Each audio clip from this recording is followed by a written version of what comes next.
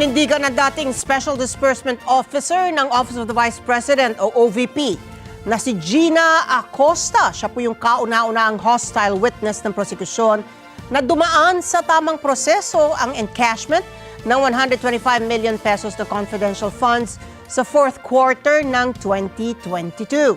Weng de la Fuente sa balitang niya. Sumalang bilang kauna-unahang hostile witness ng prosekusyon sa impeachment trial laban kay Vice President Sara Duterte, si Gina Acosta, ang dating disbursing officer ng Office of the Vice President o OVP. Ang hostile witness ay individual na ipinatawag para tumestigo kahit nalabag sa kanyang kalooban. Sa ganitong mga pagkakataon, pinahintulutan ng leading questions sa direct examination ng prosekusyon. The court hereby declares the witness to be a hostile witness under and in accordance with Rule 132, Section 13. However, for the information of the senator judges and the public and counsels as well, this only gives Attorney Ligutan the right to ask leading questions, still not allowed to ask misleading questions. As I know, Attorney Ligutan is well aware of the distinction. Sa pagtatanong ng prosekusyon, sinabi ni Acosta na maaaring pondohan ng confidential funds ang anumang aktibidad lalo't ito ay nakaklasipika bilang good governance.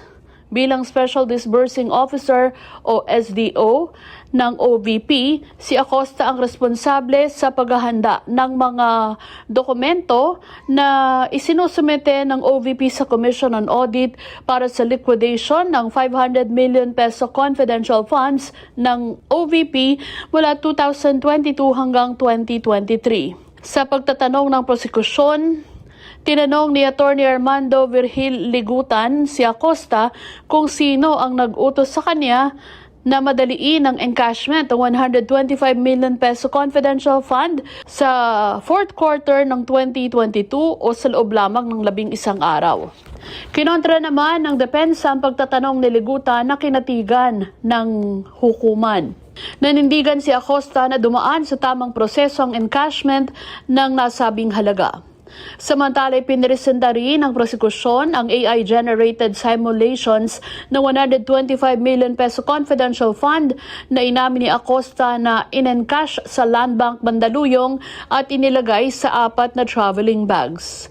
Kinwestiyon din ito ng depensa. Before the prosecution proceeds with the question, may we just ask as to the source of the photo and how it was generated and produced? Yes, counsel, either it is distorted because the 1,000 peso bills look bigger. Yeah, Your Honor.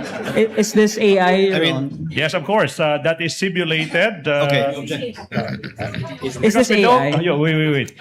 Because we don't have 125 million pesos in cold cash. So we had to resort to technology. Sa pagtatanong ni Presiding Officer Escudero, tinanong kung may isinasaad sa Joint Circular 2015 ng COA na maaaring i-release ang confidential fund kay Colonel Raymond Dante Lachica, ang dating commanding officer ni Vice President Sara Duterte o ng Vice Presidential Security Group o VSPG. Pag-amin ni Acosta, may instruction sa kanya ang head of agency na i-release ang 125 million confidential fund kay Colonel Acosta na siyang nakakaalam naman sa detalye ng confidential activities ng OVP.